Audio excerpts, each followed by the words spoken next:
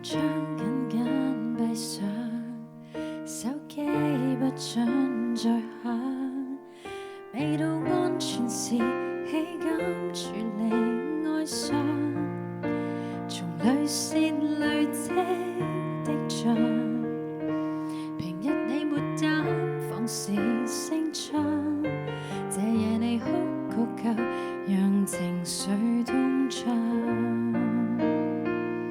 望着凝生說愛，你漸安於我眼雲長，發現曾苦醉的差點忘了方向，還未提起疾病饑荒打仗，你卻慢慢給煙霧分散視線，令覺到缺乏了保養。你害怕就去獨處哭一會吧，謹記當今世界沒童話，不應自勉，像這樣都不算差，還會痛哭只算是人，但平時都已慣了嗎？逛街之後再花喝茶，舒適地躲進舒適圈也很